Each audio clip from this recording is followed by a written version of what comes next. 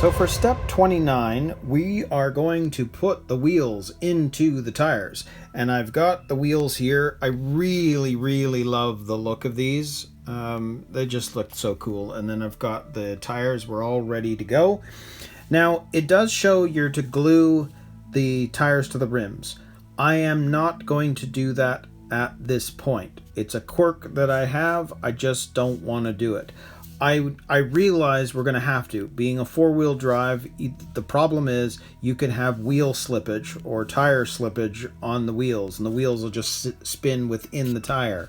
But for an initial test run of the car, I just want to see that everything is working fine, and at a certain point I will have to take them off again and glue them after. This is the one step I just don't do right at the start. I will be gluing them, but I will not be doing them initially. Just letting you know. So for now, we're just going to put these tires into the wheels. So getting the wheels into the tires on this one is a pretty simple process. So we're just going to twist and push on, and I'm going to grab each side, drag it forward, drag it forward, drag it forward. And then that's mostly the front. So then what we'll do is we start pushing that insert all the way in and around.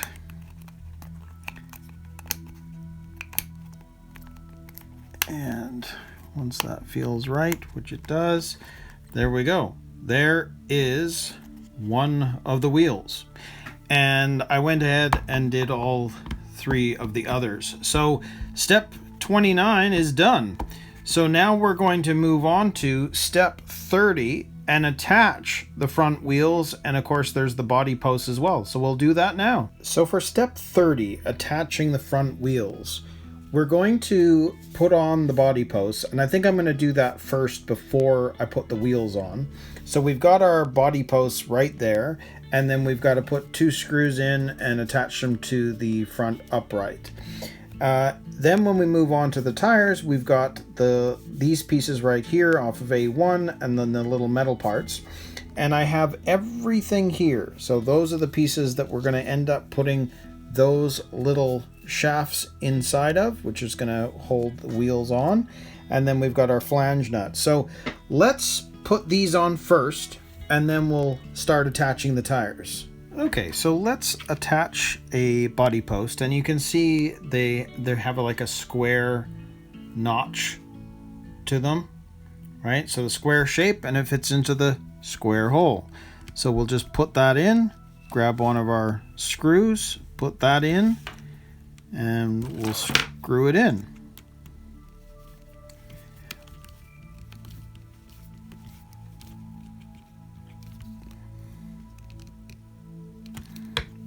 Okay, so there's one, and if we grab the other one, the other body post, stick that in the hole, stick the screw in there, and we'll screw that in place.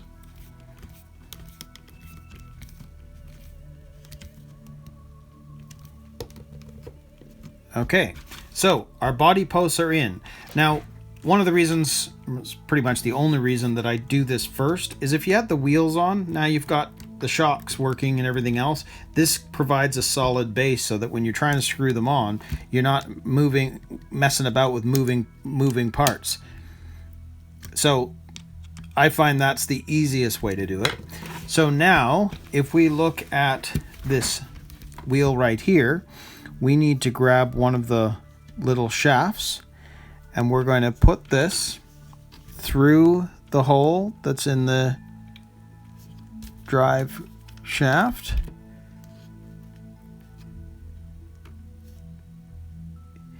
Then we'll grab one of these pieces and line it up so that the shaft fits inside there. There we go.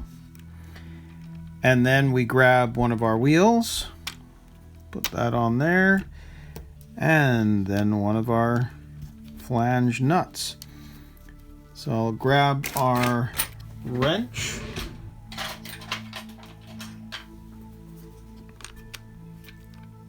and we'll screw this in place.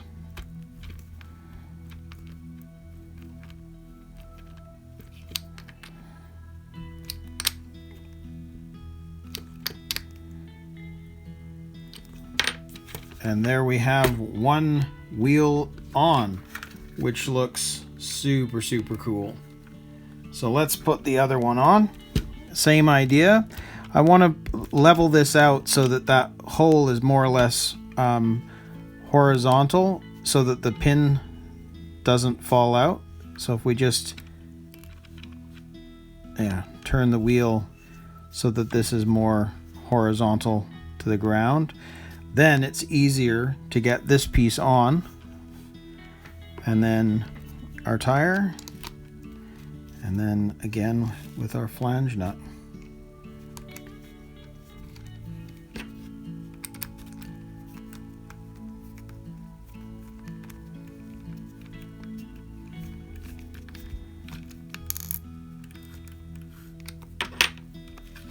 All right, so there we go. There is the first two wheels in place. So step 30 is done, and we're going to move on to step 31, which is attaching the rear wheels.